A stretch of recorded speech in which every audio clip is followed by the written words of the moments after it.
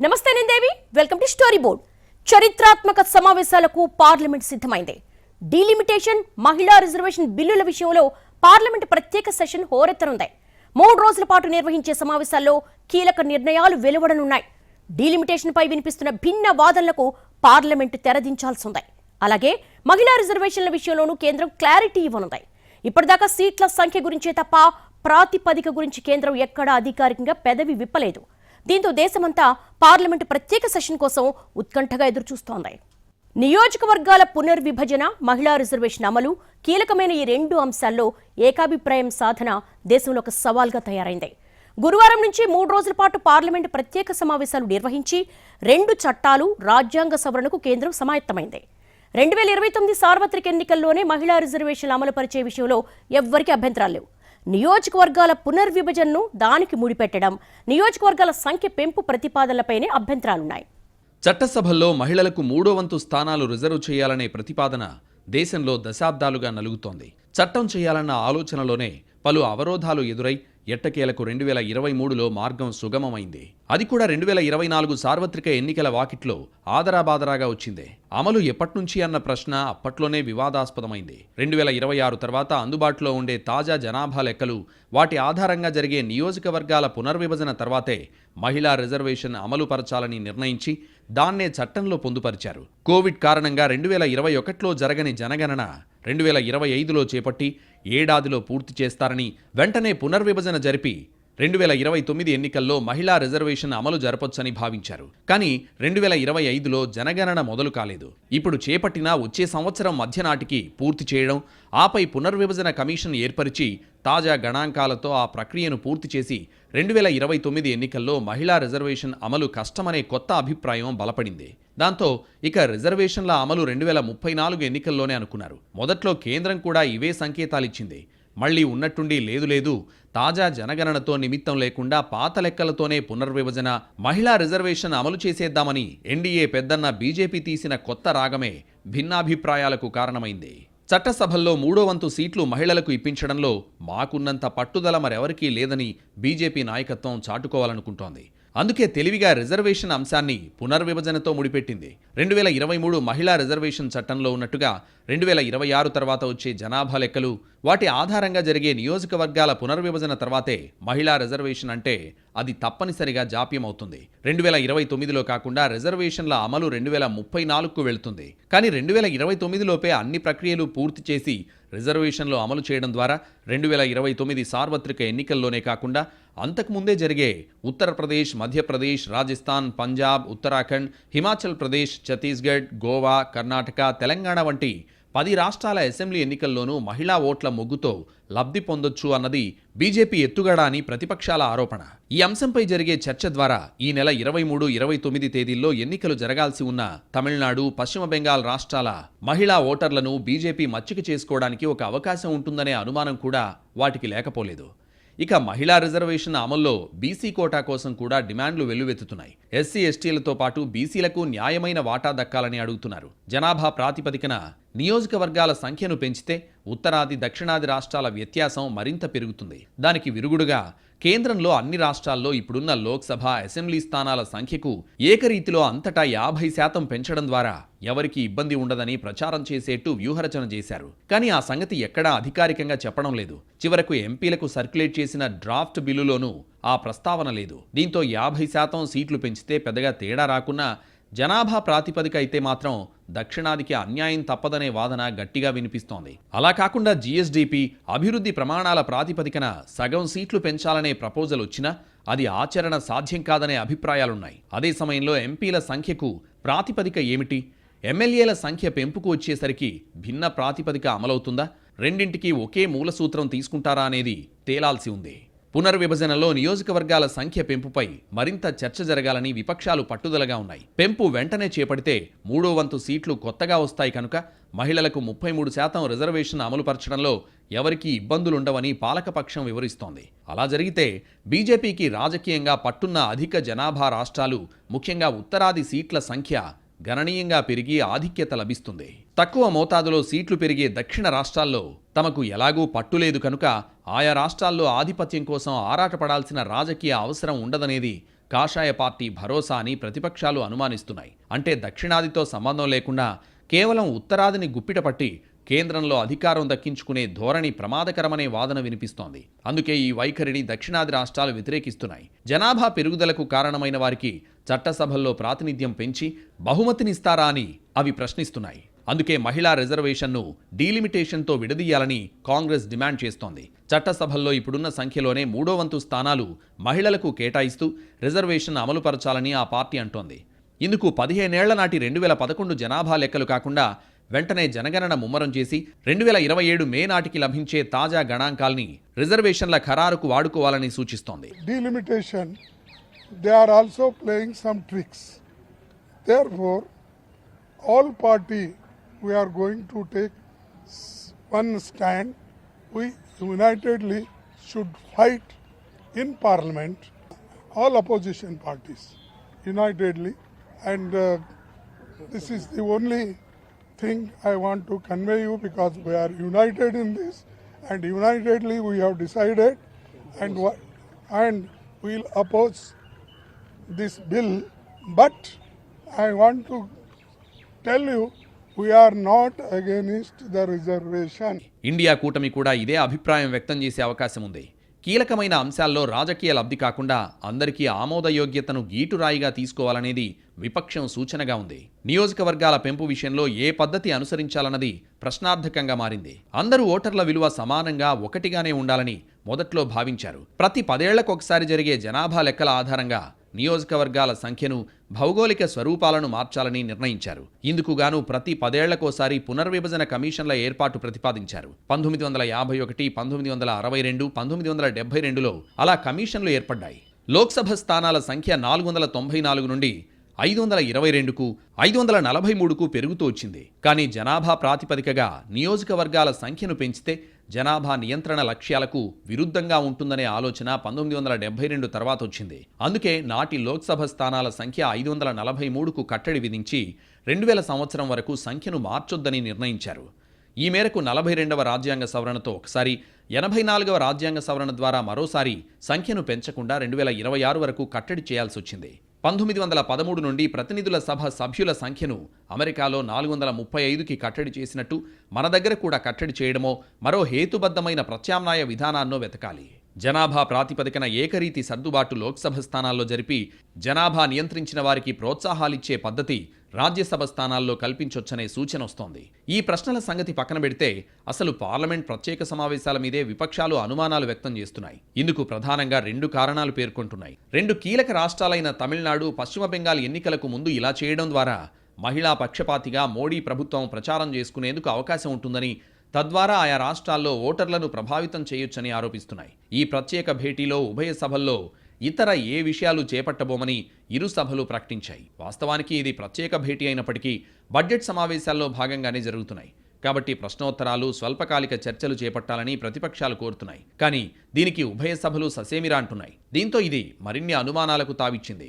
ఏతావాత తాననుకున్నది చేయడానికి కేంద్రం ఉద్దేశపూర్వకంగా అయోమయం సృష్టించి చివరి వరకు ఉత్కంఠ కొనసాగించి ఆ గందరగోళం మధ్యే బిల్లులకు ఆమోదముద్ర వేయించుకోవాలనే వ్యూహరచన చేసిందని విపక్షాలు మండిపడుతున్నాయి. 2023లో పార్లమెంట్ ఆమోదం పొందిన 106వ రాజ్యాంగ సవరణ చట్టం దేశవ్యాప్తంగా ప్రశంసలు అందుకుంది.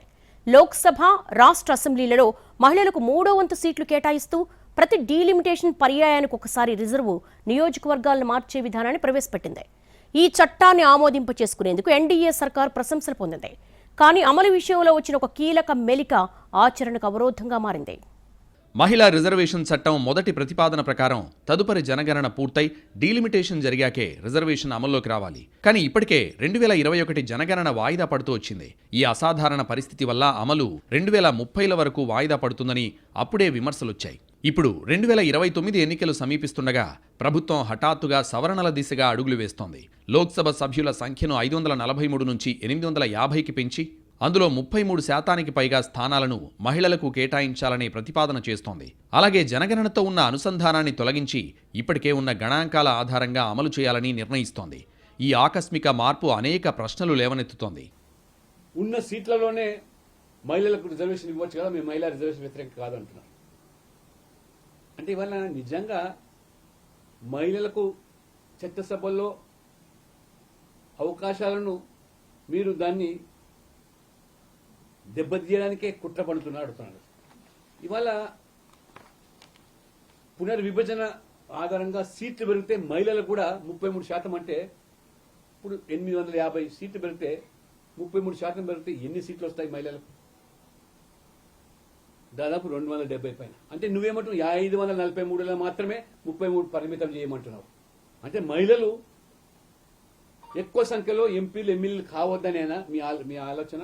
2014 నుంచే స్పష్టమైన మెజారిటీ ఉన్న ఎన్డీఏ ప్రభుత్వం 27 ఏళ్లుగా పెండింగ్లో ఉన్న ఈ బిల్లు విషయంలో 2023 వరకు ఎందుకు వేచి చూసిందనేది కాంగ్రెస్ అడిగిన మొదటి ప్రశ్న. అంతకుముందు యూపీఏ ప్రభుత్వాలు ప్రయత్నించినా రాజకీయ ఏకాభిప్రాయం లేక విఫలమయ్యాయి. కానీ ఎన్డీఏ ముందుగానే దీన్ని ఆమోదింపజేసుకుంది. కానీ అమలు ఆలస్యం అయ్యేలా షరతులు చేర్చడం వెనుక రాజకీయ వ్యూహాలు ఉన్నాయనే అనుమానం కలుగుతోంది. 2024 ఎన్నికలపై ప్రభావం లేకుండా ఉండేందుకు ఇదే మార్గమని విమర్శకులు అప్పుడు సందేహం వ్యక్తం చేశారు. ఇప్పుడు బీజేపీ సొంతంగా మెజారిటీ కోల్పోయిన తరుణంలో సవరణలు రాజకీయ అవసరంగా ముందుకొస్తున్నాయని ప్రతిపక్షం ఆరోపిస్తోంది. ప్రధాని మోడీ 2026 ఏప్రిల్ 11న అన్ని పార్టీల నేతలకు రాసిన లేఖలో మహిళా సాధికారతకు ఏకగ్రీవ మద్దతు కోరారు. అయితే కొన్ని రాష్ట్రాల అసెంబ్లీ ఎన్నికల మధ్యలో ప్రత్యేక సమావేశం ఏర్పాటు చేయడం అధికార కూటమి ఉద్దేశాలపై సందేహాలకు తావిస్తోంది. లోక్సభ సభ్యుల సంఖ్య పెంచాలనుకుంటున్న ఎన్డీఏ పార్లమెంటు విస్తరణతో ప్రాంతాల మధ్య సమతుల్యత కాపాడతామని చెబుతోంది. కానీ ఇదే వాదన 2023లో ఎందుకు వినిపించలేదు? అప్పుడే జనగణన పూర్తి చేసి ఉండుంటే ఈ పరిస్థితి వచ్చేది కాదు. ప్రస్తుతం 2011 గణాంకాలను ఆధారంగా తీసుకోవడం వల్ల రిజర్వేషన్ల అమలుపై చిత్తశుద్ధి లేదేమోననే అనుమానాలు రేకెత్తుతున్నాయి. రాజ్యసభ, శాసన మండళ్లకు ఈ రిజర్వేషన్ వర్తించదు. రాజకీయ పార్టీల్లో మహిళల ప్రాతినిధ్యం పెంచే దిశగా ఎన్డీఏ చర్యలు పరిమితంగానే ఉన్నాయి. బీజేపీ కూడా సాధారణ స్థానాల్లో 33% మహిళా అభ్యర్థులను నిలబెట్టడంలో ఇప్పటికే వెనకబడిందని ప్రతిపక్షాలు గుర్తు చేస్తున్నాయి. మహిళల ఉపాధి శాతం తక్కువగా ఉండడం, రాజకీయాల్లో తక్కువ ప్రాతినిధ్యం ఉండడం వల్ల విధానాల్లో లోపాలొస్తున్నాయి. గ్రామీణ స్థాయిలో మహిళా నాయకత్వం మంచి ఫలితాలిచ్చినట్టు పరిశోధనలు చెబుతున్నాయి. కానీ జాతీయ స్థాయిలో అదే ఫలితాలు రావాలంటే సీట్ల కేటాయింపు త్వరగా చేపట్టాలి. అదే సమయంలో ఈ చట్టం సామర్థ్యాన్ని నిరాకరించలేం. 2029లో అమలైతే దాదాపు 300 మంది మహిళలు దేశ చట్టసభలో ప్రత్యేక పాత్ర పోషించే అవకాశం ఉంటుంది. ఇది భారత ప్రజాస్వామ్యానికి కీలక ముందడుగు. కానీ నిజమైన నిబద్ధత మాటల్లో కాదు, అమలులో, నిరంతర చర్యల్లో, నిజమైన సంకల్పంలో కనిపించాలి. ఎన్డీఏ గత దశాబ్దంలో ఈ బిల్లును వాయిదా వేసి ఇప్పుడు రాజకీయ అవసరాల నేపథ్యంలో ముందుకు తీసుకురావడం అనేక విమర్శలకు దారితీస్తోంది. మహిళా సాధికారతపై నిజమైన నమ్మకం ఉంటే ప్రభుత్వం పార్టీ స్థాయిలో మార్పులు తీసుకురావాలి. విభిన్న వర్గాలకు న్యాయం చేయాలి. మహిళా నాయకత్వాన్ని ఎన్నికల రాజకీయాలకు మించిన హక్కుగా చూడాలి. భారత మహిళలు చాలా కాలంగా ఈ విప్లవాత్మక నిర్ణయం అమలు కోసం ఎదురుచూస్తున్నారు. ఏదేమైనా, ఏ ఉద్దేశంతో అమలు చేసినా మహిళా రిజర్వేషన్ల విషయంలో అన్ని పార్టీలకు ఏకాభిప్రాయం ఉంది. కాకపోతే ఓబీసీ కోటా డిమాండ్ మాత్రమే వస్తోంది. దీనికి సమాధానం చెప్పడం కేంద్రానికి పెద్ద కష్టం కాకపోవచ్చు. మొత్తం మీద డీలిమిటేషన్ బిల్లుతో పోలిస్తే మహిళా రిజర్వేషన్ సవరణ బిల్లు తేలిగ్గా పార్లమెంట్ ఆమోదం పొందే అవకాశం కనిపిస్తోంది. మహిళా రిజర్వేషన్ల విషయంలో పెద్దగా అభ్యంతరాలు వ్యక్తం కావడం లేదు. ఒక్క ఓబీసీ కోటా విషయంలో కేంద్రం సానుకూల నిర్ణయం ఎందుకు తీసుకోకూడదనే చర్చ గట్టిగా జరుగుతోంది. దీనికి కేంద్రం కూడా ధీటుగానే సమాధానం చెబుతోంది. రాజ్యాంగంలో లేని కోటాలు అమలు చేయమని అడగడం పద్ధతి కాదని వాదిస్తోంది. అంతేకాకుండా ఓబీసీ కోటా పేరుతో మొత్తంగా మహిళలకు రిజర్వేషన్లు అందకుండా చేస్తారా అని నిలదీస్తోంది. ఈ పాయింట్తో ప్రతిపక్షాన్ని కార్నర్ చేసి బిల్లు ఆమోదించుకునే ఉద్దేశంతో కనిపిస్తోంది. మహిళా రిజర్వేషన్ల సవరణ బిల్లుకు రిజర్వేషన్ అడ్డంకిగా మారొచ్చనే సందేహాలున్నా అదేం పెద్ద విషయం కాదనే భావనలోనే కేంద్రం ఉంది. ఇప్పటికే కొన్ని పార్టీలు మహిళా బిల్లుకు మద్దతిస్తామని ప్రకటనలు చేస్తున్నాయి. ఎలా చూసుకున్నా దేశవ్యాప్తంగా డీలిమిటేషన్ గురించి ఎక్కువ చర్చ జరుగుతోంది. భిన్నాభిప్రాయాలు వస్తున్నాయి. కానీ మహిళా రిజర్వేషన్ల సవరణ బిల్లు విషయంలో వాదోపవాదాలు అంత ఉధృతంగా ఏమీ జరగడం లేదు.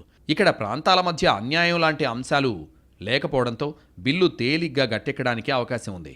ఇప్పటికే ఉభయ సభల్లో ఈ బిల్లుకు చర్చ జరిగే సమయాన్ని కూడా ఖరారు చేసిన కేంద్రం దూకుడుగా ముందుకెళ్తోంది. గతంలో ఉద్దేశపూర్వకంగా ఆలస్యం చేసి ఇప్పుడు హడావిడి చేస్తున్నారన్న విమర్శలకు కూడా ప్రధాని మోడీ ఇప్పటికే ఢిల్లీ మహిళా సదస్సులో సమాధానం చెప్పారు. మొదట్లో ఆలస్యం అవుతుందనుకున్న మాట నిజమేనని, కానీ విపక్షం ఏకాభిప్రాయంతో వెంటనే అమలు చేయాలన్నంతో తాము పునరాలోచన చేశామని ప్రధాని చెప్పారు. ఆ సూచన సబబనిపించే ఇప్పుడు సవరణ చేస్తున్నామని, ఇందులో తప్పేముందని మోడీ ప్రశ్నించారు. పార్లమెంట్లో కూడా ఆయన ఇదే వాదన వినిపించే అవకాశాలు కనిపిస్తున్నాయి. డీలిమిటేషన్ రాజ్యాంగ బాధ్యత, మహిళా రిజర్వేషన్ దశాబ్దాల కళ. కానీ ఈ రెండింటి విషయంలో ప్రాతిపదిక, సమయం, సందర్భం వంటి అంశాల్లో చాలా ప్రశ్నలున్నాయి. ఈ ప్రశ్నలకు పార్లమెంట్ సమాధానం చెప్పాల్సిందే. అటు ప్రజలు, ప్రజా సంఘాలు, ఇటు నేతలు, పార్టీల్లో ఉన్న సందేహాలు కూడా నివృత్తి కావాల్సిందే. అంతిమంగా పార్లమెంటు ప్రత్యేక సెషన్ దేశానికి ఎలాంటి సందేశం ఇస్తుందనేది ఆసక్తికరంగా మారింది. డీలిమిటేషన్తో సీట్ల పెంపుతో అన్ని పార్టీలకు అంతిమంగా రాజకీయ లబ్ధి జరుగుతుందనే వాదన ఉండనే ఉంది. ఆ సంగతి తెలిసినా ప్రతిపక్షం కొన్ని హేతుబద్ధమైన ప్రశ్నల్ని లేవనెత్తుతోంది. ఇక్కడ ఏదో అధికార పక్షాన్ని వ్యతిరేకించాలని చూడటం కాదని, పార్లమెంట్లో ఏకాభిప్రాయంతో ఈ బిల్లులు ఆమోదం పొందితే అది దేశానికే గౌరవమనే వాదనను ప్రతిపక్షం వినిపిస్తోంది. నిజానికి కీలక సందర్భాలు, ప్రాధాన్యత ఉన్న బిల్లుల విషయంలో గతంలోనూ ప్రభుత్వాలు అలాగే వ్యవహరించాయని అది గుర్తు చేస్తోంది.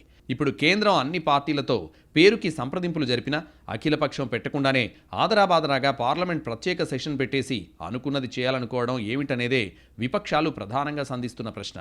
అదే సమయంలో తమ మద్దతు కూడా బిల్లులకు కీలకమైనప్పుడు క్రెడిట్ అంతా అధికార పక్షం ఎలా తీసుకుంటుందనేది రాజకీయపరమైన కీలక ప్రశ్న. మరి ఈ ప్రశ్నలన్నిటికీ కేంద్రం పార్లమెంట్లో చెప్పే సమాధానం ఇప్పుడు కీలకం కానుంది. ఎన్డీఏ సర్కార్కు ప్రతిపక్షం మద్దతు అవసరమైన బిల్లులు పాస్ చేయించుకోవడం కొత్తేం కాదు.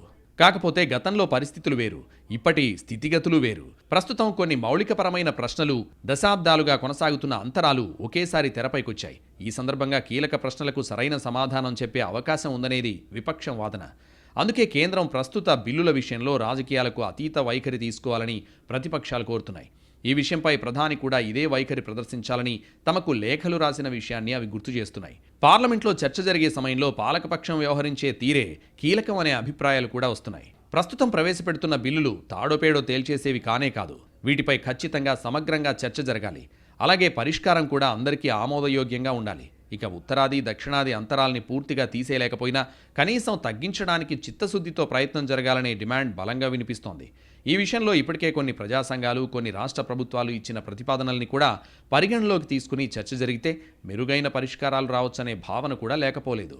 డీలిమిటేషన్ ఎప్పుడు జరిగినా అప్పుడు అధికారంలో ఉన్న పార్టీ తనకు అనుకూలంగా చేసుకుంటుందనే అభిప్రాయం ఉంది. ఇప్పుడు కూడా అదే జరుగుతుందని విపక్షాలు అంచనా వేస్తున్నాయి. అందుకే మొదట తమ సందేహాలు నివృత్తి చేశాకే పార్లమెంట్లో బిల్లుకు మద్దతిచ్చే విషయం ఆలోచించాలనుకుంటున్నాయి. ఈసారి లోక్సభలో బలం పెంచుకున్న విపక్షం అంత తేలిగ్గా కేంద్రం ప్రతిపాదనకు మద్దతిచ్చే అవకాశాలు లేవు. ఖచ్చితంగా మెరుగైన బేరసారాలు చేస్తుందని పరిశీలకులు అభిప్రాయపడుతున్నారు. ఇప్పటికే సర్ విషయంలో తీవ్ర అభ్యంతరాలు వ్యక్తం చేస్తున్న విపక్షాలు డీలిమిటేషన్ను మరింతగా భూతద్దంలో పెట్టి చూస్తాయనడంలో సందేహమే లేదు. ఏమరపాటుగా ఉంటే కేంద్రం తమకు రాజకీయంగా సమాధి కడుతుందనే ఎరుక అన్ని పార్టీలకు ఉంది. ఎన్నికల్లో పోటీ చేయకుండానే సగం గెలుపు ఖాయం చేసుకునే ఉద్దేశంతో డీలిమిటేషన్ జరగకుండా జాగ్రత్త పడాలని విపక్షాలు కూడా ఓ అభిప్రాయానికి వచ్చాయి. ప్రభుత్వాన్ని ఎలా నిలదీయాలనే వ్యూహరచన కోసం విపక్షాలు ఇప్పటికే చర్చించుకున్నాయి. కేంద్రం విభజించి పాలించే వ్యూహరచన చేసినా దాన్ని కూడా తిప్పికొట్టాలని అనుకున్నాయి. సమావేశంలో ఏమనుకున్నామో పార్లమెంట్లో దానికే కట్టుబడి ఉండాలని, గతంలో మాదిరిగా మధ్యలో జారిపోయి పాలకపక్షానికి అడ్వాంటేజ్ ఇవ్వకూడదని అనుకున్నాయి. కేంద్రం ప్రతిపాదిస్తున్నట్లుగా సీట్ల సంఖ్య పెరిగితే అన్ని పార్టీలకు రాజకీయ అవకాశాలు వచ్చే మాట నిజమే. కానీ రాష్ట్రాల్లో పెరిగే స్థానాల సంఖ్య ప్రాతిపదిక విషయంలో కూడా ఇంతే ఉదారంగా ఉంటారా? అక్కడేమైనా మెలిక పెడతారా అనేది అందరికీ ఉన్న సందేహం. ఇక్కడ కేవలం పార్టీలు, నేతలే కాకుండా సామాన్యులు కూడా కీలక బిల్లుల్లో ఏముంటుందా అని ఆసక్తిగా ఎదురుచూస్తున్న మాట వాస్తవం. అంతగా దేశవ్యాప్తంగా ఆసక్తి రేకెత్తించిన కేంద్రం తీరా చర్చలో ఏం చేస్తుందా అనేది చూడాల్సింది. ఇప్పటికే ఉత్తర, దక్షిణాది రాష్ట్రాల మధ్య కొన్ని అపోహలు, అనుమానాలు ఉన్నాయి. వీటిని తెరదించడానికి వచ్చిన అవకాశాన్ని కేంద్రం సద్వినియోగం చేసుకోవాలనే వాదన గట్టిగా వినిపిస్తోంది. అన్ని ప్రాంతాలకు సరైన ప్రాతినిధ్యం, ఓటు విలువకు సమాన గుర్తింపు అనే కీలక సూత్రాలు దృష్టిలో పెట్టుకుంటే అందరికీ ఆమోదయోగ్యమైన పరిష్కారం దొరుకుతుందని చెబుతున్నారు. అసలు కీలకమైన అంశాల్లో వివాదాలకు తావు లేకుండా చూసుకోవాలి. ఒకవేళ వివాదాలు తలెత్తినా వాటిని సామరస్యంగా పరిష్కరించుకోవాలి. అటు పాలకపక్షం, ఇటు ప్రతిపక్షం రెండు రాజకీయ పంతాలు, పట్టింపులు పక్కనబెట్టి అందరికీ మేలు జరగాలనే కోణంతో చర్చలో పాల్గొంటే ఖచ్చితంగా మేలైన పరిష్కారం దొరుకుతుందనడంలో సందేహం లేదు.